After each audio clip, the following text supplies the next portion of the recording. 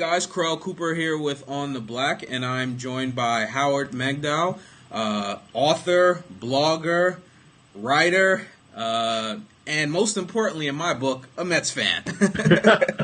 How you doing, Howard? I'm doing well. I'm talking to you, keeping track of the game that's in progress. Yeah, I've got it on here on the side TV too, and hopefully the Mets can come back and win this one tonight.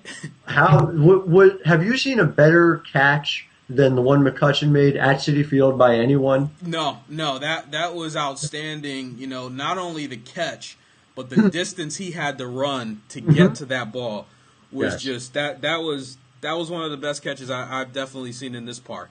Definitely, absolutely. Especially with the angle that he has to take, with the dimensions of the bullpen right there, and the right fielder coming over as well too. I mean, I thought Pagan's catch the other night where he almost collided into Beltran was an excellent catch too, but this one might have been a notch above that one.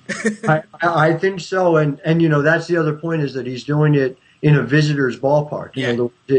He didn't necessarily have the lay of the land the way a Pagan would playing in the park, so it was even more impressive to me. It was right. Just terrific. Sorry to that's perfect. That's perfect. So I got your book right here. Before we actually get into the book, let me ask you this question. I mean, this team, putting all the sort of off the field drama to the side for a second, which is hard to do sometimes, putting Wilpon's comments to the side, all the Jose Reyes trade talks, and even all the injuries that they've had so far. This team's a few games under 500 right now. How do they rate, or how do they look right now compared to your expectations coming into the season and where you thought they may be right about now? Well, what I had this team doing was 84 wins. I really thought anywhere between 80 and 85 was about what was reasonable to expect from them. Mm-hmm. I certainly expected better from David Wright so far. I don't mean that as a criticism of him. He was playing with a stress fracture in his back for a month and has been out since the middle of May. Mm-hmm. I certainly expected more from Mike Davis over the last couple of weeks. Certainly expected more from a number of the starting pitchers as well. But overall, there's no one who you could really say, well, wow, that person has clearly overachieved. And so to be a couple of games under 500, if everyone came back and played at full strength, I think 80 to 85 wins still seems about right. Unfortunately, and the off the field stuff interferes. Yeah. I think really good chance that they are not at full strength, quote unquote, once you get to August 1st between Beltran and Jose Reyes and Francisco Rodriguez, and so that changes things considerably. Right. Okay, cool. Now, again, one more question before we get into your book, but this kind of leads into the book. You had the campaign last year running for Mets GM. That's what your new book is about. How do you rate the job that Sandy Alderson has done so far as the Mets GM? I've been very impressed with it. He's in a situation where he doesn't have very much money to spend. He is evaluating players as he goes. He's taking smart risks when he has the opportunity to do so. And I think there's reason to be impressed by what he's done. There are those who will criticize him by pointing out that one risk or another didn't pay off. And the whole point of the way in which he approached these things was to buy in bulk. And so whether you were talking about the starting pitching staff or you were talking about the second base position, the fact that Brad Emus didn't pay off is not reason to say, well, Sandy Alderson made a poor evaluation. He went out and had a few different options available to him at second base. And the same thing with the pitching staff. Unfortunately, you saw Chris Young go down for the season. Capuano has been pretty effective for him, but he's actually had more go wrong there than he had reason to expect, not just a Boof Bonser being lost for the season, but even a Henry Mejia as well. But again, you were talking about Alderson inheriting a team without a lot of frontline talent beyond the stars, very little in the way of upper-level minor league talent as well, and trying to make the best possible options. I think he's certainly done that. Yeah, and I would agree with that. Obviously his strategy this offseason, like you said, was to buy in bulk. A lot of low-risk, high-reward type of guys. And, you know, when you do that, you have to expect that not everyone is going to pan out. It's almost like, you know, trying to throw as much against the wall and seeing what sticks. Now, you know, I really like the Chris Young signing. You know, I knew that he was not a 30-start guy per season. But, you know, it just so happened that that one didn't pan out. You know, while he was there, he was pitching well, but, you know, unfortunately that didn't pan out. Well, look at it this way. He made, what, 5 starts for the Mets? Mm-hmm. I mean, five very good starts for the Mets. Well, if someone pitches to a 2 ERA over 30 starts, is that guy worth $6 million? I mean, I think he's probably worth a good deal more than that. Yeah. So is a guy who makes 5 starts with an ERA around 2 worth $1 million? Mm-hmm. It doesn't sound to me like they grossly overpaid even for what they got, which is why it's such a good idea to do something like that with a Chris Young. If you get the 20 starts out of him, then that's absolutely fantastic. You get 5 starts, and it's still not a gross overpay. Right, and let's not forget the guy that took his spot in the rotation, Dylan G, is 5-0 right now. So very true. You know, G is one of these guys, and just talking about him moving forward, it may get time to reevaluate exactly what he can be. You know, Dan Zimborski has Zips, the projection, that had 4.88 ERA at the start of the year, and that sounded about right to me. But you see him not just right, you know, a little bit below 4. If memory serves, he's at 3.83, and his xFIP, you know, Fangraphs provides that. Yep. The Building Independent defense, independent ERA has him at 4.04. So still has him significantly outperforming what Dan had him at the start of the year, and that suggests real growth in his performance. Gotcha. So after that, Ruben Tejada. Yeah, there we go. All right, there we go. Nice.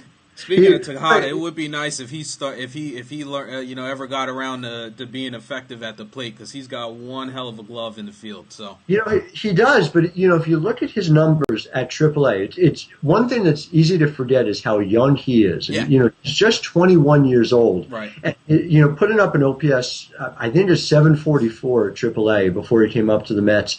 If that was what he put up at the big league level with his glove, that's a very strong option, especially at shortstop, you know, as a regular starter. It's not Jose Reyes, but right. that's someone who is young, cost-effective, and can help you at that up-the-middle position. He's not that far off, in other words, from being the type of bat that allows him to be a successful major league player, and he's very young. Yeah, and I know that Collins has confidence that his bat will eventually come around as he matures. So, you know, I'm looking forward to seeing him develop and really seeing what type of player he turns out to be. So I'd love to see him develop, ideally not at shortstop over the long term. I agree with you on that one.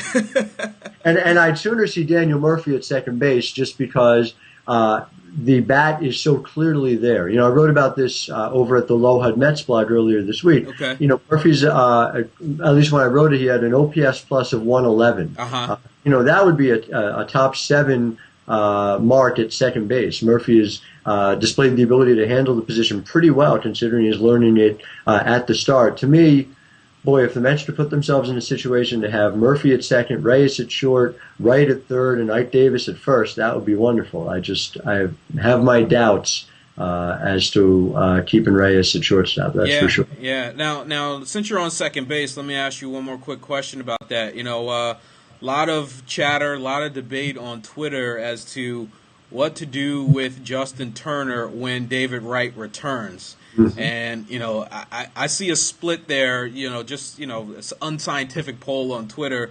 You know, a lot of people want him to sort of unseed Murphy at second base if you know, Murphy is the guy there. You know, too early to think that about Turner, or, you know, what do you think? Yes, I do think so. You know, to me, what you have in Murphy now, you have about 900 big league at-bats and an OPS plus of around 110, I think. Okay.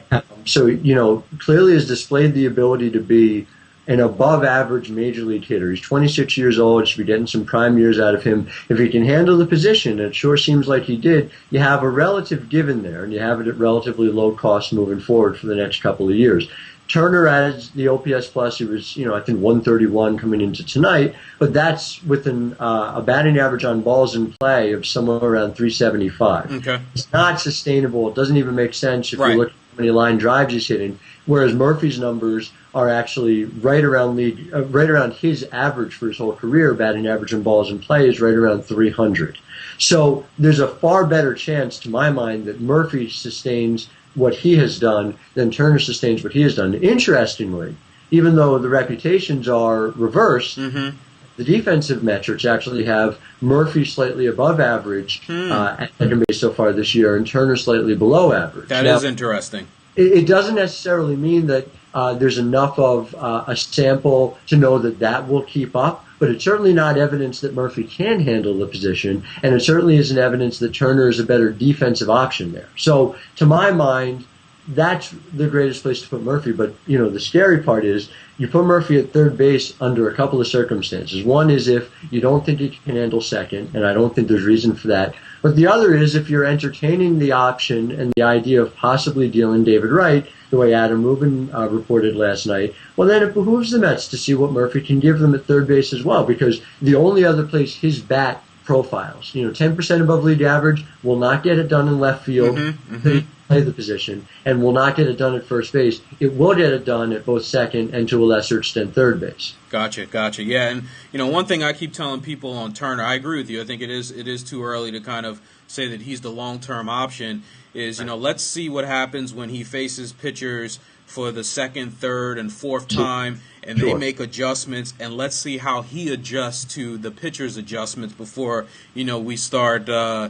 Just giving the position to Turner as the long-term solution. So I like him. I do too. Like what he's done so far, but if the batting average of balls in play normalizes, he still is a useful player. That's still a guy who's giving you, say a 700, 750 OPS. He could play short, he could play second, he could play third, but there's no reason to think that that's a guy who should be a starting player in the major leagues anytime soon. Especially when you have a guy like Daniel Murphy, the same age, who is clearly a better hitter in all likelihood. Gotcha.